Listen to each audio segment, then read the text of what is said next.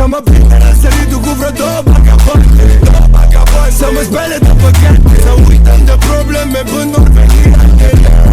Aici mă ajută fratele. Să mă prindă răsăritul cu vreo două bagaboane, să mă spele de păcate, să uităm de probleme până ori veni altele.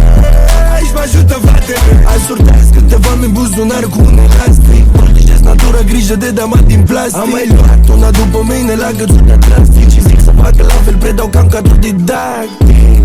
Stai să vezi ce apariți, eu fi de la mașină sau că splină pe poziție. Dacă vine gata să ne pună interdicție, ne continuăm petrecerea și la noi în tradiție. Mami plec cu treabă, Stai așa, nu că sunt pe grabă, mai stai așa, ne prindem altă dată. te rog stai așa. Ochii fac apoi, dar trebuie să stați și voi cumva. Să mă prindă răsăritul cu vreo două bagaboane, să mă spele de păcate, să uităm de probleme până ori veni altele.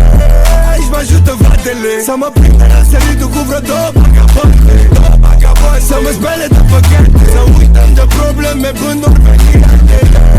Aici mă ajută fratele. Singurul dar problema cum e să fiu încărcat, cum încărci telefonul, mă încarc de la bancomat. Dacă nu merge încărcătorul, schimbăm la furat. Cred că mă lună pe afară pentru un break adevărat. Baga, și fără bani suntem la fel de la bloc. Am tras să facem mai din el de la gol, cu visele de pe fel. De la 0 la 100 aici vorbim la nivel. Mami plec cu treabă, Stai așa, nu că sunt pe grabă, mai stai așa, ne prindem altă dată. te rog stai așa.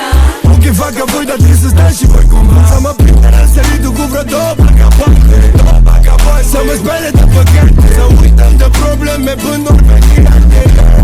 Aici mă ajută fratele. Să mă prindă răsăritul cu vreo două bagaboane, să mă spele de păcate, să uităm de probleme până ori veni